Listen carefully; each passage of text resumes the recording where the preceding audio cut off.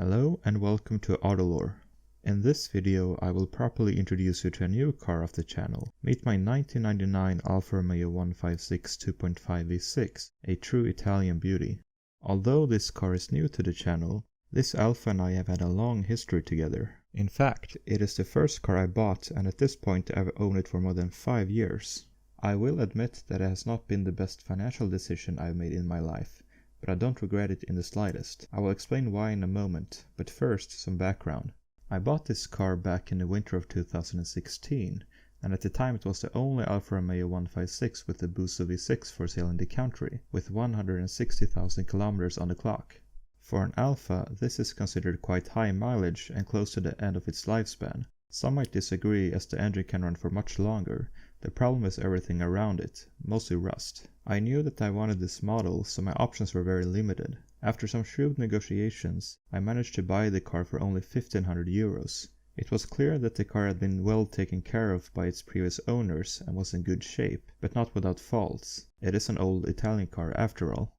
First, it had rust, to be expected for an Alfa that has spent its whole life in harsh Scandinavian climate. It also had an oil leak from the valve cover, but apart from these issues the car was in great shape.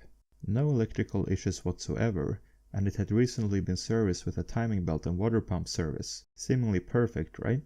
And to my surprise it was, and so the honeymoon period began. For almost 2 years I was able to enjoy this Italian machine with no issues at all, an Alfa with the renowned Busso V6, one of the best sounding V6s ever made. However, this trouble-free ownership took a sharp turn when it was time for its first annual technical inspection.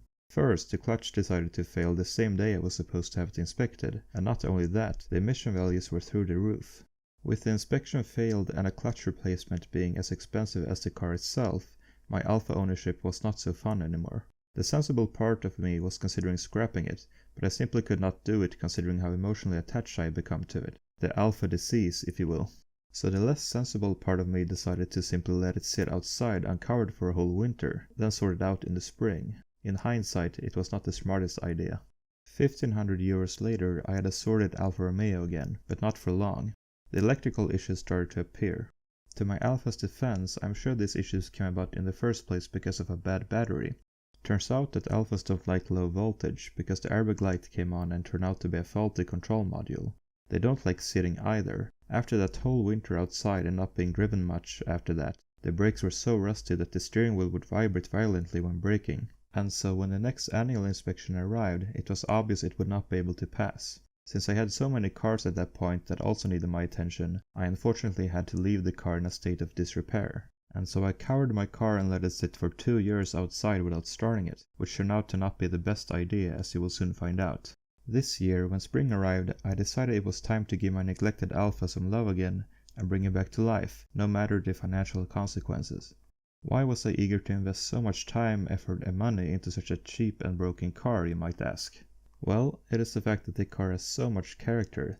It is difficult to fully appreciate unless you have owned an Alfa Romeo yourself, but it is simply the whole package. The styling, the sound, the quirks, the driving experience, the craftsmanship and the immense attention to detail. It is a car brand that has so much personality. If you are not convinced, just take a listen to this glorious exhaust sound of the Busso V6 engine.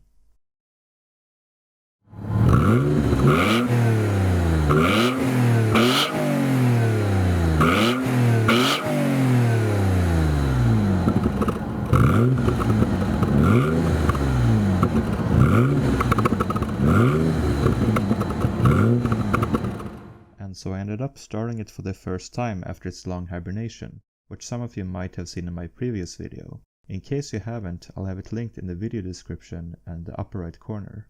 But even if it started, to my surprise, without any problems, the car still has many mechanical and cosmetic issues that I will now go through. And by the end of this video, I will give an update on the condition the car is in right now, after many months after recording this video. The difference might surprise you. Starting with the exterior, the car might appear to be in good shape at first glance, and in a sense it is. The paintwork is in good condition except the many shades of grey, and the front bumper being a bit beaten up, as well as one of the wing mirrors almost being more white than black, probably because of salt damage. It is definitely a presentable car, I would say. However, the headlights and trim in the front are faded and the side skirts a bit loose, which really ruins the elegance of this car. Now, let us talk about the rust, the plague of ever-old Alfa Romeo, which is plentiful in my car. The worst rust areas are the floor pan and sills, but the quarter panels and wheel arches are not exactly in good shape either, even if I have tried to repair some of them. It also has rust in a corner of the roof, which is probably much worse than it looks like. The body is not the only component that has rusted on this car, the brakes are even worse. After sitting outside for a long time and barely being driven for 3 years, they have definitely collected a fair amount of rust and don't exactly work as they should. The whole car shakes and vibrates even during light braking, and it is borderline terrifying at high speeds. In other words, the car is not roadworthy the way they are now.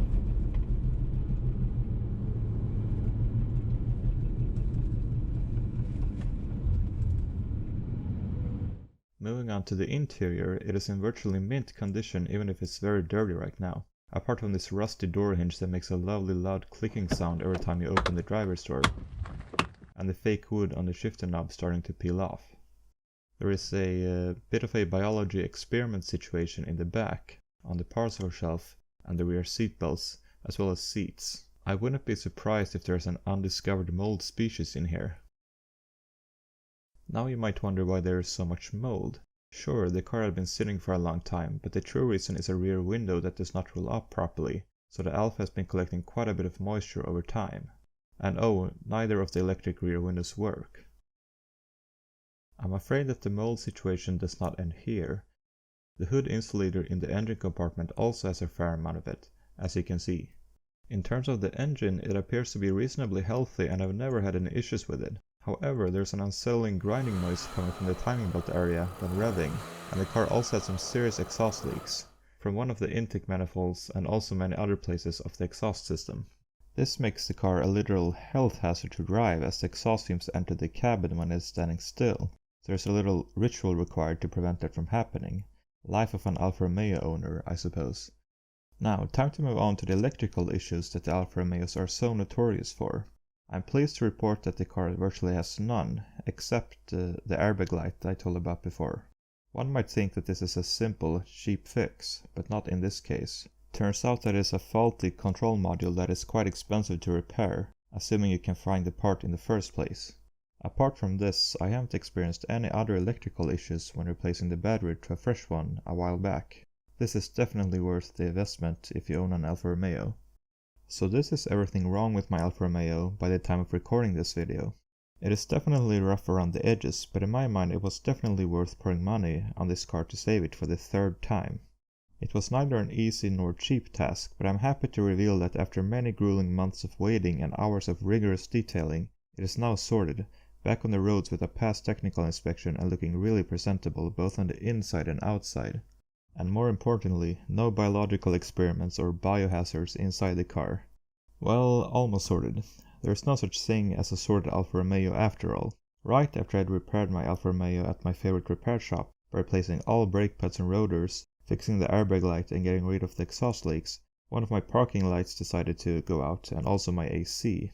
How convenient now that a heatwave has arrived in Sweden.